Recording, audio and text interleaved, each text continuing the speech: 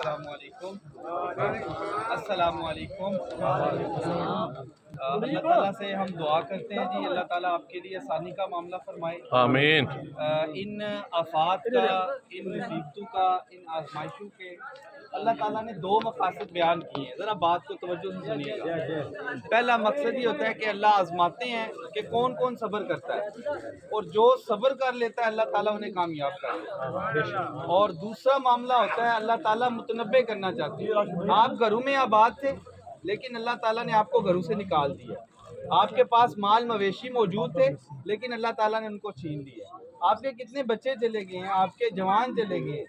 یہ اللہ تعالیٰ آپ کو اور مجھے متنبع کر رہے ہیں کہ اگر میں نے زندگی دی ہے تو میں موت بھی دے سکتا ہوں، تو اس لیے ہم نے اپنے نفسوں کی اصلاح کرنی ہے۔ جب ہمارے نفس کی اصلاح ہو جائے گی، ہم اللہ کے مطیع ہو جائیں گے، پھر اللہ کی رحمتیں ہم پہ آئیں گی، انشاءاللہ۔ پھر اللہ تعالیٰ ہم پہ اپنا کرم نازل فرمائے گا۔ تو اس لیے آپ سب نے کوشش کرنی ہے کہ ہم نے سچے دل سے توبہ کرنی ہے، اور توبہ کرنے کے بعد کثرت سے استغفار کرنی ہے، اللہ کا ذکر کرنا ہے، اور ہمیشہ آپ مجھ سے وعدہ کریں کہ آپ 5 نمازوں کو پڑھیں گے انشاءاللہ۔ آپ سارے جو ہے ہاتھ اٹھا کے کہ آپ 5 نمازوں کو قائم کریں گے انشاءاللہ۔ آپ 5 نمازوں کو قائم کریں گے اللہ تعالیٰ مجھے اور آپ کو عمل کی توفیق عطا فرمائے، آمین۔ اللہ آپ کے لیے آسانیاں پیدا فرمائے، آمین۔ انشاءاللہ جتنا مزید ہو سکا ہم آپ کے ساتھ ضرور تعاون کریں گے۔ انشاءاللہ۔